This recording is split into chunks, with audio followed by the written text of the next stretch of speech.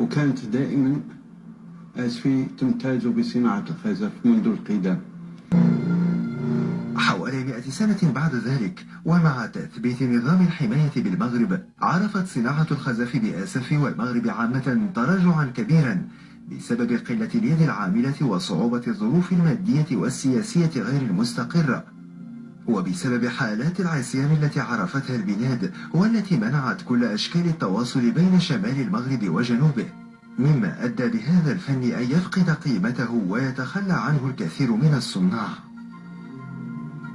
بعد هذه الدرجة الخطيرة من الانحطاط التي بلغتها صناعة الخزف بالمغرب، كلف المقيم العام المارشال ليوطي، وهو المعروف باهتمامه بفن الخزف، مصلحة المهن والفنون المغربية بتجديد وإصلاح فن الخزف بآسف، مما جعلها تدعو الأستاذ بوجمع العملي كتقني ومنشط للورشة الرائدة بالمدينة من سنة 1918 حتى سنة 1935.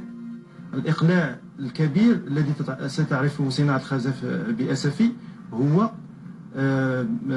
سيكون منذ القرن العشرين، حين استقرار المعلم بوجمع العملي بمدينة أسفي. الفرنسيين غادي يقرروا في 1921 يجيبوا هذاك بوجمع العملي اللي هو قبايلي جزائري في الأصل ولكن فنان مهم، وغادي يقولوا لي سير اختار في المغرب شنو هي المنطقة اللي يمكن اللي فيها الخزف واللي يمكن تساعد على الإنقاذ ديالو.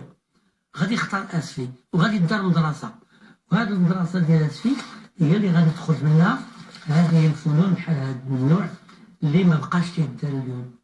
لا نحيك عملي بقرية من قرى منطقة القبائل الجزائرية سنة 1890. خلال فترة شبابه كان يذهب إلى ورشة لصناعة الخزف يديرها أستاذ خزف فرنسي محنك معروف، هو الأستاذ إرنست سوبيرو، الذي كان يعمل أيضا مدرسا بمدرسة الفنون الجميلة الجزائرية.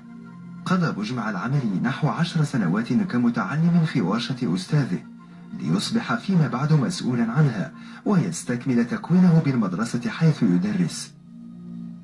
بعد الحرب العالمية الأولى رحل السيد العملي إلى فاس بأمر من مصلحة الفنون الجميلة قصد تكوين الخزفيين الشباب وإنقاذ صناعة الفخار من الانهيار، فقد أصبح الفخار المغربي يشكو بسبب غزو الأواني المعدنية من الإهمال والكساد.